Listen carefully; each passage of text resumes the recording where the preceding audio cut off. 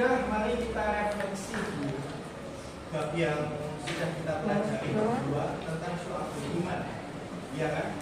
Siapa yang tahu arti syu'abul iman itu apa? Syu'abul iman artinya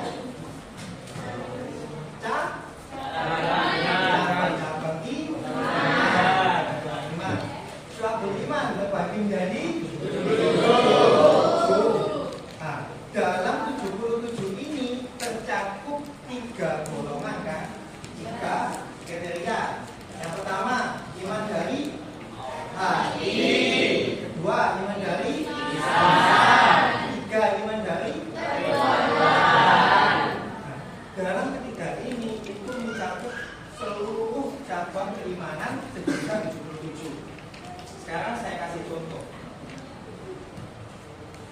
Kita yakin adanya kitab Allah, termasuk cabang iman hati. Terus, kalau kita membaca Al-Quran, lisan. Kalau kita mengambil paku di jalan, jadi syu'abul iman, cabang iman itu begitu banyak. Dan iman yang paling tinggi, cabang iman yang paling tinggi itu apa? Hati.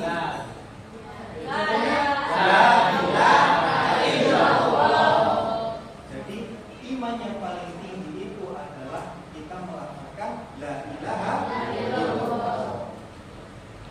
Setelah itu kita sudah mereview atau kembali ke bab yang kemarin.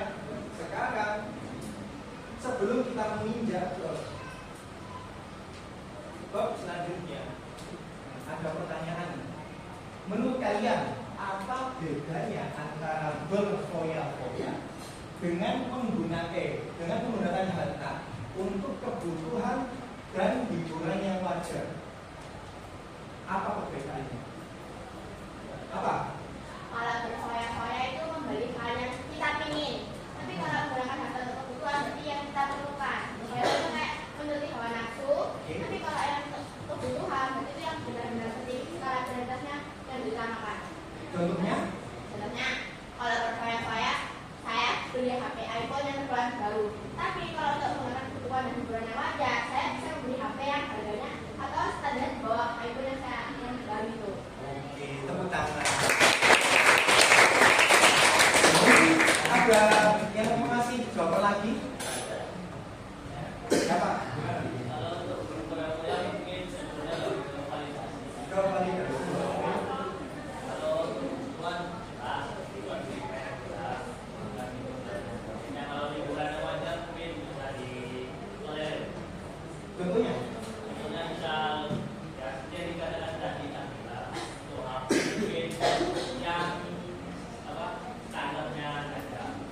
Kalau kita liburan atau hiburan yang wajar itu seperti apa?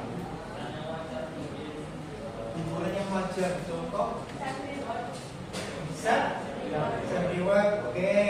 Contohnya apa? Reward kan banyak contohnya gitu. Nonton, ya kan? Tapi tidak setiap hari. Hanya kebutuhan ketika kita ingin menghibur diri kita. Jadi nggak harus terus kita itu menghibur diri kita, hanya secukupnya saja. Terus ada pertanyaan lagi. Apa bedanya antara berbagi pengalaman ibadah untuk memotivasi orang lain dengan sikap ingin dipuji lewat cerita kita ini? Cerita ke teman tentang suatu ibadah atau pengalaman ibadah kita. Itu bedanya ketika berbagi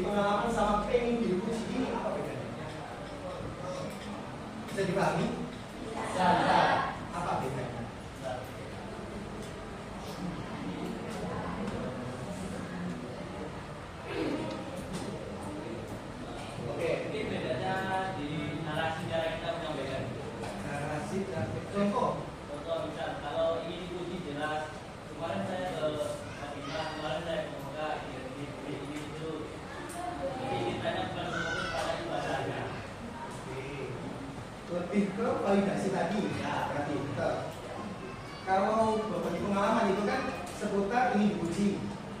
Kalau dengan berbagi pengalaman itu ya gimana?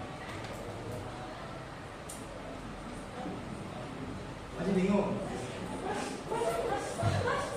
Siapa nih? Asya. Kalau sekadar berbagi pengalaman itu kayak apa ya? Kayak misalkan saya pernah diberitahu saya bahwa ini manfaatnya membaca bismillah di setiap kegiatan itu bagaimana. Nah di situ kan juga kita termotivasi untuk melakukan sesuatu itu selalu mengatakan bismillah. Jadi itu kayak menceritakan tapi niatnya enggak untuk menilai ujian, jadi cuma sekedar menceritakan. Aku kemarin berdiskusi. 1, 2, boom.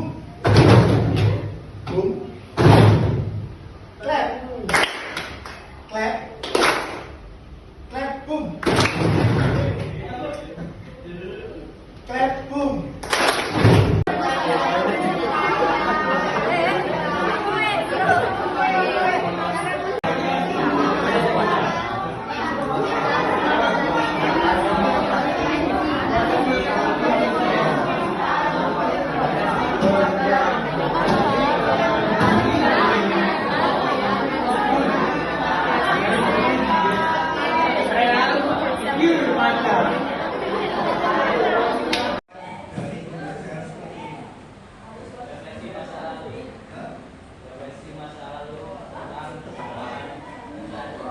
Ya, ini loh, metode pembelajarannya. Seperti ini. Harus semua membaca.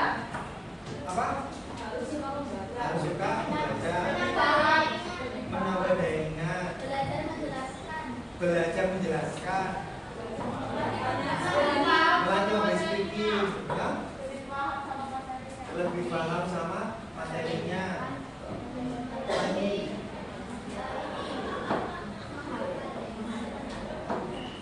Berinteraksi yang baik.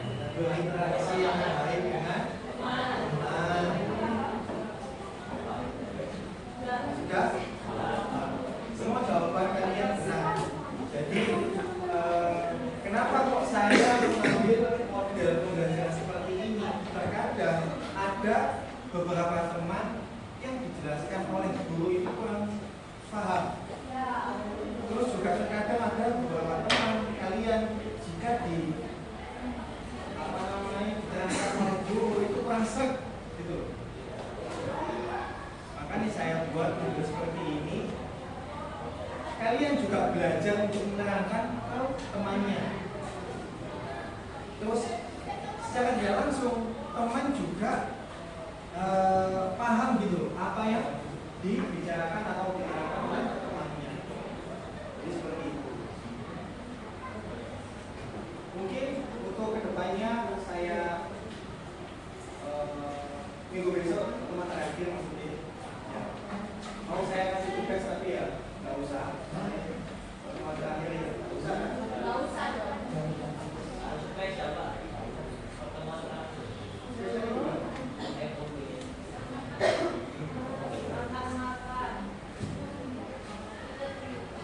Oke, ini terakhir.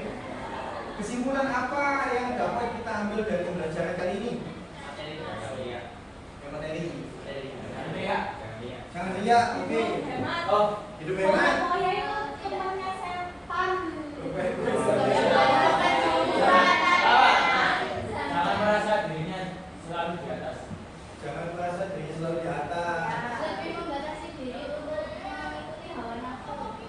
Lebih membatasi diri untuk tidak mengikuti hawa. Untuk tidak mengikuti hawa nafsu. Untuk tidak mengikuti hawa nafsu. Terus, Jangan hiraukan validasi orang lain. jangan hiraukan validasi orang lain. Fokus ke diri sendiri. Nah, jadi kalau bisa kelima sifat tercela ini kita hindari jauh-jauh. Nah, dan minta tolong kepada kalian, ya kan? Sosial media digunakan sebijak mungkin. Sosial media digunakan sebijak mungkin. Kita boleh menjadi konten kreator, ya kan?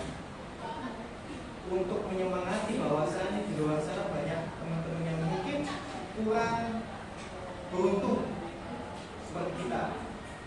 Kadang-kadang kita kalau menampakkan keberhasilan kita itu biasanya ada orang yang dengan dalih itu koyok ini itu buat motivasi teman-teman yang dari luar.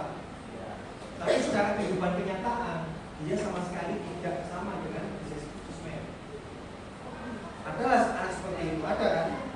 Di kampus saya banyak ya Pak Aldi ya? Iya, banyak. Banyak. Iya, sekali. Nah, jadi dia lebih ke ini saya maaf, ya, iya kan? Di sosmed dia seperti kayak